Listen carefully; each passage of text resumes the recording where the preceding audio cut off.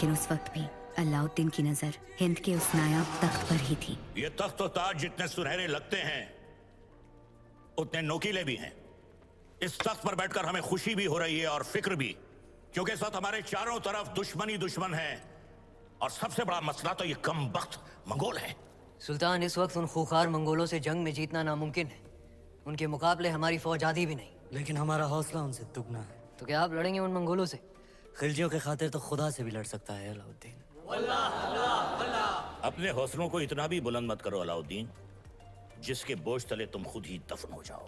गुस्ताखी माफ हो, लेकिन अब तक वो मिट्टी ही नहीं बनी जो अलाउद्दीन को दफन कर सके। हमें तुम्हारे ये खोखले दावे नहीं, सिर्फ और सिर्फ फतेह चाहिए।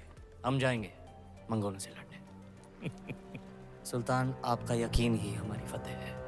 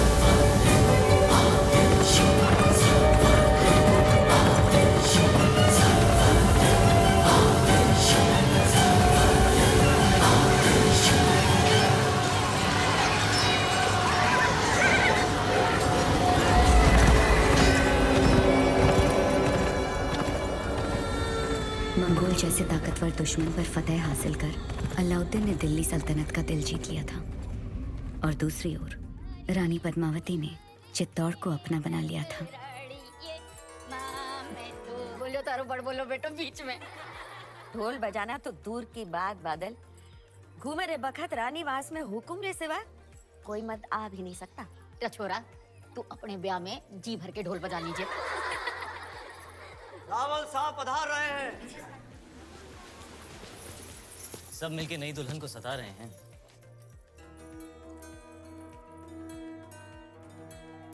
राजगुरु शिवालय में आपकी प्रतीक्षा कर रहे हो।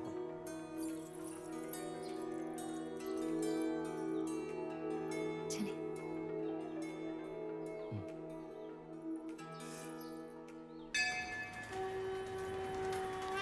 पधारो हुकुम।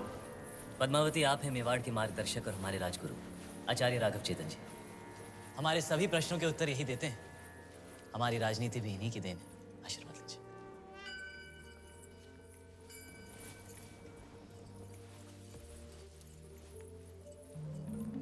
अलौकिक सौंदर्य है आपका। सौंदर्य ही नहीं, गुण और समझ की भी धनी है हमारी रानी साहब। तो छोटी रानी साहब के जीवन में क्या अधिक महत्व रखता है, रूप या गुण? संभलिए रानी साहब, आपकी परीक्षा हो रही है। बताइए, रूप या गुण? गुण और रूप?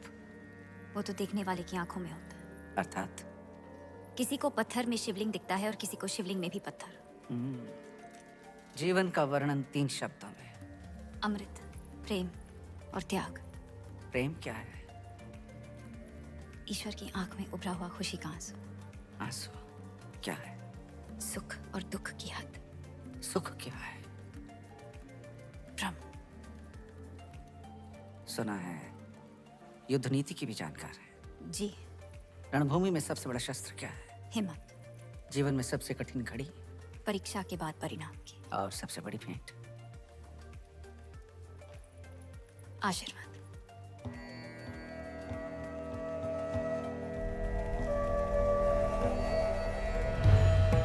आइए रानी साहब।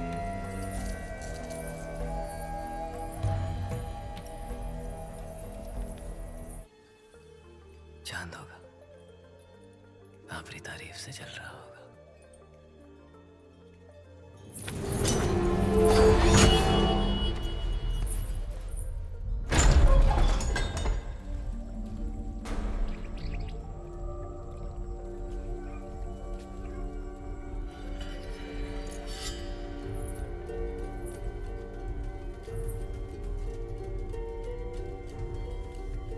कौन हो सकता है? चंदन की खुशबू आ रही है और ऐसी खुशबू पूरे चित्तौड़ में एक ही आदमी लगाता है।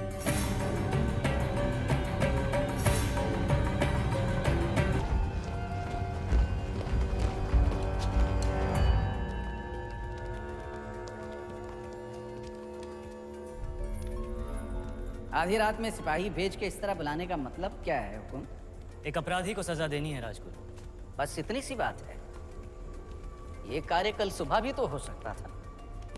अपराध संगीन है, निर्णय तो आज रात को ही हो। कौन है अपराधी? आप। जिसकी पवित्रता की सौगंध सारा मेवाड़ खाता है वो अपराधी।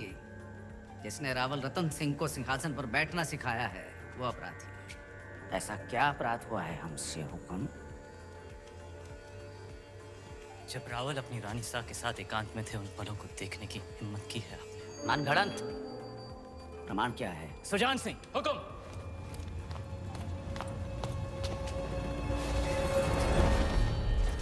ये घाव हमारी कटार का है और प्रमाण आपका खून खुद दे रहा है। क्षमा कीजिए राजगुरु, हमने आपको गुरु समझा, विश्वास किया, चंदन समझकर माथे पर लगाया, पर आप तो चंदन से लिपटा सांप।